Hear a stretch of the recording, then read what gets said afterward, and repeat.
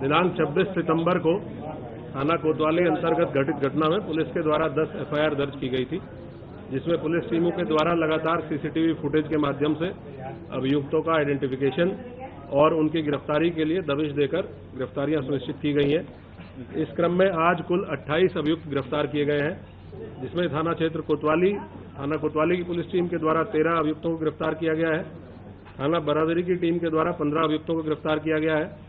जो थाना कोतवाली के द्वारा 13 अभियुक्त गिरफ्तार किए गए हैं, उनके नाम मैं पढ़ देता हूं।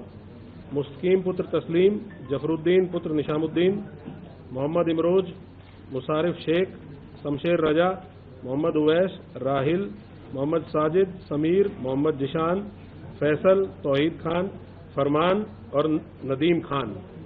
इसके साथ साथ थाना बारादरी टीम के द्वारा 15 अभियुक्तों को गिरफ्तार किया गया है, जिनके नाम है उम्मेद, मुस्तकीम, अरबाज, कलीम, मोबिन, नाजिम रजा खान, मोहसिन, शाकिब, रफीक, जैनुल, तौहीन, फैसल, मोबीन, अरशद और सुभान।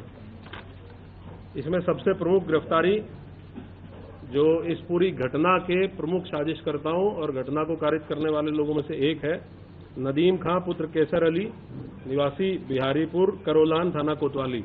इसको पुलिस के द्वारा गिरफ्तार किया गया है।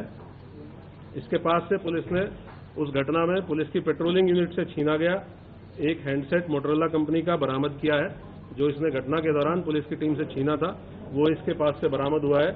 एक अन्य अभियुक्त जफरुद्दीन को गिरफ्तार किया गया है। इसके पास से एक अवैध असला भी बरामद किया गया है, जो संभवतः घटना के टाइम जो फायरिंग की घटना की गई है उसमें ये अभियुक्त शामिल था। इसके पास से वो बरामद किया गया है। इन सभी अभियुक्तों से पूछताछ की गई। इन्होंने अपनी घटना में शामिल होने को स्वीकार करते हुए ये बताया है कि पहली रात से ही व्हाट्सएप के माध्यम से मैसेजिंग इनको स्टार्ट हुई थी कि जो एक अपील जारी की गई थी कि आपको मौके पे नहीं आना है। इस्लामिया ग्राउंड इंटर कॉलेज की कोई परमिशन प्रशासन के द्वारा नहीं दी गई है। इस्लामिया कॉलेज जो है उसके द्वारा भी परमिशन इसकी नहीं दी गई थी। उसके बावजूद रात के समय देर रात में इनको मैसेजिंग की गई कि वहाँ पे इकट्ठा होना है। इस तरह की मैसेजिंग के बाद ये धीरे धीरे व्हाट्सएप ग्रुप्स में जब ये वायरल होने लगा, इसकी मॉनिटरिंग भी हम लोगों के द्वारा की जा रही थी। इसीलिए पुलिस टीम पहले से सतर्क भी थी और हम लोगों के द्वारा पर्याप्त डिप्लॉयमेंट इस पॉइंट ऑफ व्यू से किया गया था। जो नदीम खां इसमें गिरफ्तार हुआ है, इसका महत्वपूर्ण रोल प्रकाश में आया है। इसने बताया है कि पहले दिन जो अपील जारी की गई थी, जिसमें लिखा गया था, एक लेटर हेड पे अपील जारी की गई थी, जिसमें नदीम खान के साइन थे और डॉक्टर नफीस, इन दो लोगों के साइन थे। एक तीसरा व्यक्ति लियाकत खां के साइन थे। लियाकत इनकी पार्टी का एक पदाधिकारी है, लेकिन इन दोनों के द्वारा लियाकत का फर्जी साइन करके और वो लेटर हेड इनके द्वारा जारी किया गया था। ये इन्होंने बताया है पूछताछ में, प्राथमिक पूछताछ में। इसको क्रॉस चेक कराने के लिए हम लोगों ने लियाकत के लिए भी अपनी टीम लगाई है, वो हिरासत में लेकर इसको क्रॉस चेक करेंगे। ये अपील जारी करने के बाद नदीम के द्वारा आईएमसी के व्हाट्सएप ग्रुप में लगभग 1:30 बजे के आसपास ये सूचना प्रसारित की गई कि जो अपील जारी की गई है, उस अपील का फोटो डालते हुए ये सूचना प्रसारित की गई कि ये अपील पे हम लोगों के सिग्नेचर नहीं है और ये सिग्नेचर फर्जी है। तो ये पुलिस और पब्लिक दोनों को गुमराह करने का प्रयास इसके द्वारा किया गया। हमारी जो मीडिया सेल थी, साइबर सेल थी, इनके पास ये तत्काल सूचना आ चुकी थी रात के टाइम ही, और हम लोगों ने उसी टाइम इस पर काम करना शुरू कर दिया था कि जिस व्यक्ति ने साइन करके अपील 2-2.5 घंटे पहले जारी की है, मीडिया हाउसेज को भेजी है, प्रिंट मीडिया को भेजी है, वही व्यक्ति अपना जो इन हाउस व्हाट्सएप ग्रुप है संगठन का, उस ग्रुप पे अपने मोबाइल नंबर से ये लिख रहा है कि ये अपील फर्जी है और इस पे हम लोगों के सिग्नेचर नहीं है। तो इस तरीके से इनके द्वारा पुलिस प्रशासन और पब्लिक तीनों को गुमराह करके और इस घटना में लोगों को प्रतिवाद करने के लिए उकसाने का प्रयास किया गया। उनके साथ कुछ और भी अन्य साथी इस पूरी प्लानिंग में शामिल थे।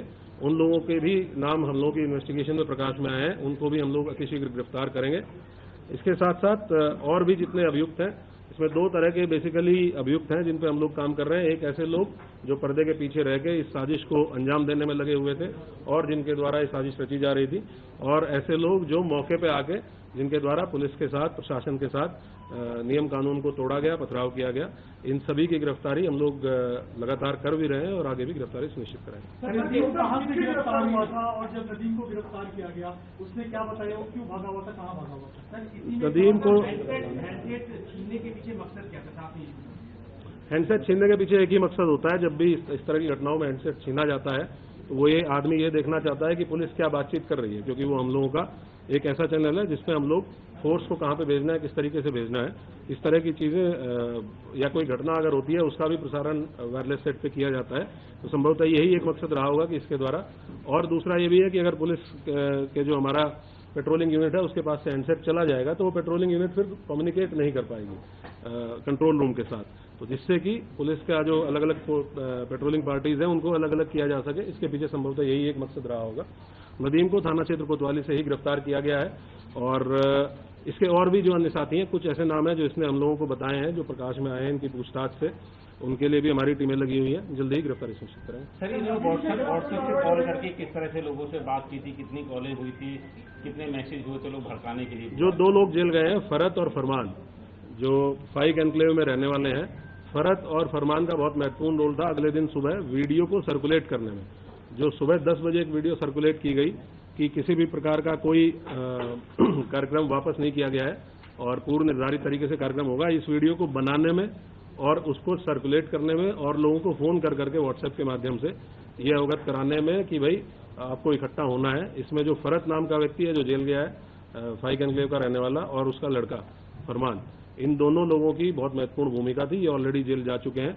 ये बात भी इससे पूछताछ में हम लोगों के प्रकाश में आई है, जो और अभियुक्त पकड़े गए हैं उनसे प्रकाश में आई है और ये उनसे तस्दीक भी हुआ है। नदीम ने जब व्हाट्सएप कॉल करके बहुत ज्यादा रहे, क्या ये भी जांच में सामने आया है कि जो नाबालिग है उनका इस्तेमाल किया गया था इस पूरे प्रकरण के? ये तो आप लोग, क्योंकि वहाँ आप लोग भी थे और आप लोगों ने वीडियोज में भी देखा होगा कि कुछ नाबालिग बच्चों को सामने करके और इस तरह की हरकत करने का प्रयास किया गया। ये जेजे एक्ट के अंतर्गत एक अपराध है, जुवेनाइल जस्टिस एक्ट के अंतर्गत एक अपराध है कि कोई व्यक्ति अगर नाबालिग बच्चों को किसी घटना में शामिल करके उनसे अपराध कारित कराता है तो ये भी एक दंडनीय और संज्ञेय अपराध है।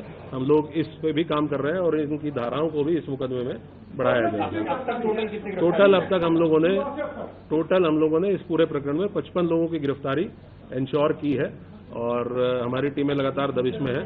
बहुत जल्दी और भी लोग गिरफ्तारी और लोगों की भी गिरफ्तारी सुनिश्चित की जाएगी।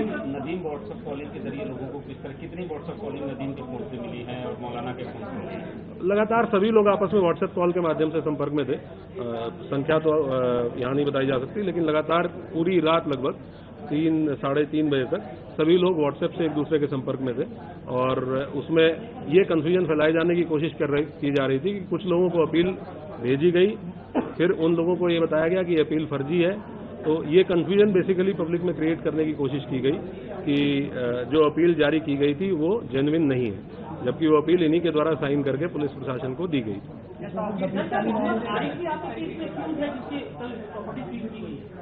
अभी इस नाम का कोई व्यक्ति हमारा नामजद अक्यूज नहीं है, ना ही इस नाम के किसी व्यक्ति को हम लोगों ने न्यायिक हिरासत में जेल भेजा है। बाकी जो अज्ञात व्यक्ति हैं उनके संबंध में पड़ताल और विवेचना हमारी की जाती है।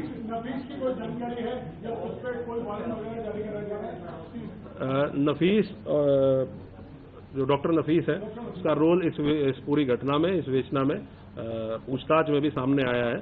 हम लोगों ने उसकी गिरफ्तारी के लिए टीमें गठित की हुई है। बहुत जल्दी उसकी गिरफ्तारी भी सुनिश्चित की जाएगी। आपने बताया था अवैध असला भी बरामद हुआ था, इतने सारे रिसोर्सेज को प्रोवाइड करने के लिए बैक कौन कर रहा था, इनकी फंडिंग कौन कर रहा था, इसकी क्या जांच आप लोग कर रहे हैं? ये हम लोग जितने भी अभियुक्त जिनसे पूछताछ की जा रही है और उसमें विशेषकर ऐसे लोग जो प्रमुख लोगों में से थे इस पूरे प्रोटेस्ट को ऑर्गेनाइज करने में, उनसे हम लोग पूछताछ कर रहे हैं। जैसे जैसे और लोग गिरफ्तार होंगे तो और बाकी चीजें भी क्लियर होंगी कि इसके संबंध में फाइनेंशियल ट्रांजैक्शन किसने की थी, अगर कोई रिसोर्सेज प्रोवाइड किए गए थे तो किसके द्वारा किए गए थे। और जैसे फरत नाम का व्यक्ति है, इसने काफी इसमें अग्रणी रोल पीछे रहते हुए प्ले किया कि जिसने वहां पे शरण भी दी ऐसे लोगों को जो इस घटना की प्लानिंग में शामिल थे, और उसके साथ साथ वीडियो को प्रसारित करने में भी, वीडियो को एक तो लोगों को वीडियो बनाना अपने मोबाइल से, उस वीडियो को लोगों को भेजना और उन लोगों को फोन करके ये भी कहना कि आप इस वीडियो को जगह जगह प्रसारित करें। तो ये भी कल गिरफ्तार होकर चल गया। अभी हम लोग जो दर्ज मुकदमे, हमारे पास 10 मुकदमे दर्ज हैं जिनकी विवेचना हम लोग इंश्योर कर रहे हैं कि इनकी विवेचना अच्छे तरीके से हो। जितने अभियुक्त सामने आ रहे हैं वो जेल भेजे जाएं। उसके बाद जो भी विधिक प्रावधानों के अंतर्गत पॉसिबिलिटी होगी उसकी पर कार्रवाई की जाएगी। बाहर के जो लोग थे जैसा आपने बताया था, क्या उसके ऊपर कुछ डेटा मिल पाया है, कितने लोग बाहर से आए थे इस भीड़ में शामिल हुए? हम लोगों के पास इंटेलिजेंस से भी इनपुट है, हम लोगों के जो अपने एसओजी सर्विलांस टीमें होती हैं उनसे भी इनपुट है। कुछ लोग हमने आइडेंटिफाई किए हैं बाहर के लोग जो मौके पे इस घटना में उस भीड़ में शामिल थे।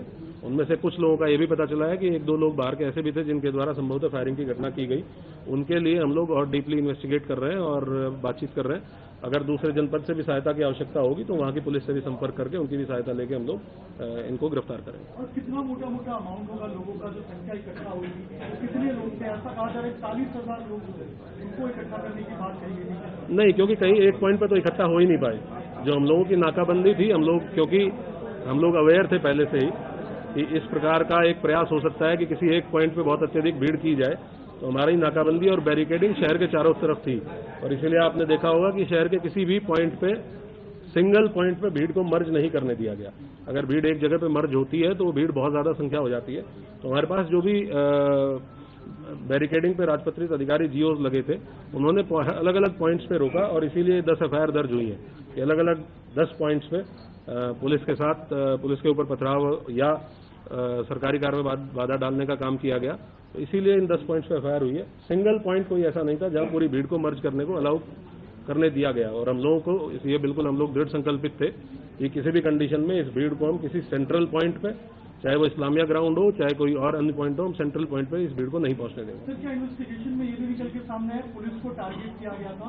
पुलिस के जो लोग घायल हुए हैं, क्या किसी जो एफआईआर है उसमें इस बात का मेंशन है कि पुलिस के ऊपर जब पुलिस ने रोका था तो पुलिस को उन्होंने कहा था कि तुम लोग पीछे हट जाओ वरना पहले बहुत बुरा होगा। तो क्या पुलिस को टारगेट करने का इन्होंने प्लान किया था? ऐसा भी क्या? पुलिस तो विजिबल फेस है ही पुलिस, क्योंकि हर बैरिकेड पे पुलिस लगी हुई है।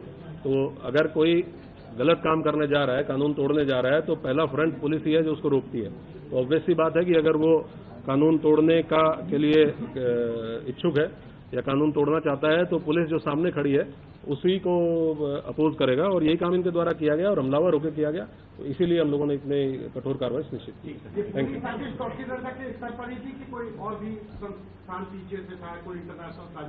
जैसे मैंने आपको बताया कि एक ऑर्गेनाइजेशन के द्वारा एक कॉल दी गई थी, आईएमसी नाम के ऑर्गेनाइजेशन के द्वारा। जो कुछ लोग गिरफ्तार हुए हैं उसके पदाधिकारी हैं, कुछ और लोग हैं जिनकी गिरफ्तारी शेष है। हम लोग सभी को अकाउंट 4 करेंगे और जो भी लोग इसमें शामिल थे, अगर कोई अन्य तथ्य प्रकाश में आएगा तो मैं आपके साथ शेयर करूंगा। पार्षद भी गिरफ्तार हुआ है? हाँ, एक अनीश सकलैनी पार्षद गिरफ्तार हुआ है। वो भी इनकी पार्टी का एक प्रमुख चेहरा था, अहम चेहरा था। और उसके द्वारा भी वो हम लोगों ने शेयर भी किया है कि उसके द्वारा भी रात के टाइम एक पर्ची सर्कुलेट की गई जिसमें लोगों से आह्वान किया गया कि अधिक से अधिक संख्या में इस्लामिया ग्राउंड पे पहुंचे। ये तो हम लोग इन्वेस्टिगेट करेंगे और इन्वेस्टिगेशन में जो भी आएगा आपके साथ शेयर करेंगे। 28 लोग टोटल गिरफ्तार किए गए। इसमें 15 है ना कोतवाली में, तो 14 सॉरी 14